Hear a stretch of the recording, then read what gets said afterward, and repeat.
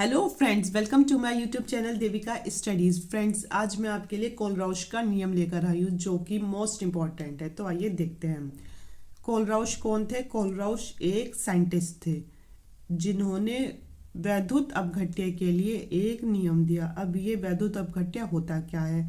ऐसे पदार्थ जिनके जलीय विलयन में धारा प्रवाहित की जा सके, मतलब ऐसे पदार्थ जिनके जलीय विलयन में धारा प्रवाहित की जा सके, उस पदार्थ को वैद्युत अपघट्य कहते हैं। जैसे NaCl हो गया, HCl हो गया, KCl हो गया। तो ये सब क्या हैं? वैद्युत अपघट्य हैं। अब सबसे पहले हमने एक जार लिया, उसमें NaCl को घोल दिया। सबसे पहले एक जार लिया, उसमें NaCl को घोल दिया, और NaCl जब घुल जाएगा तो वो दो चीज़ों में टूटेगा, एक तो प्लस में एक माइनस में। तो Na तो आ जाएगा, Na के ऊपर आ जाएगा प्लस और Cl के ऊपर आ जाएगा माइनस। तो यही हमारा कोलराउश का नियम है। अब एग्जाम में कैसे लिखेंगे?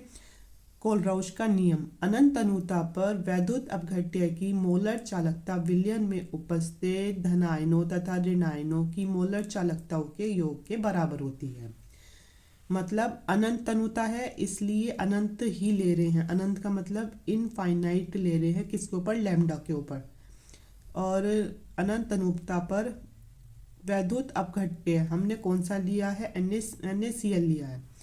कि मोलर चालकता है m, मोलर चालकता लिए m। और ये हो गया धनायनों और ऋणायनों, मतलब Na पे हुआ प्लस और Cl पे हुआ माइनस। तो अनंत तनुता पर वैद्युत अपघट्य की मोलर चालकता विलयन में उपस्थित धनायनों तथा ऋणायनों की मोलर चालकताओं के योग के बराबर होती है। तो इसमें लिखेंगे कि lambda m to infinite NaCl equals to lambda m to infinite Na plus plus lambda m to infinite Cl minus. तो ये हमारा कोलराउश का नियम। अब देखते हैं हम इसके अनुप्रयोग कि इसके अनुप्रयोग क्या है। तो इसका जो मोस्ट इम्पोर्टेंट अनुप्रयोग है तो वो है हमारा वियोजन की कोटि ज्ञात करने में। किसमें?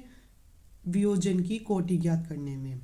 तो अनुप्रयोग है: किसी सांद्रता पर वैद्युत अपघट्य की मोलर चालकता, किसी सांद्रता पर वैद्युत अपघट्य की मोलर चालकता तथा अनंत तनुता पर वैद्युत अपघट्य की मोलरता के अनुपात को वियोजन की कोटि कहते हैं।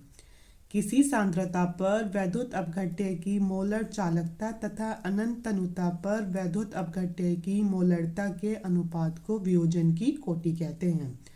Alpha equals to lambda m2c upon alpha नहीं, alpha equals to lambda m2c upon lambda m2 infinite.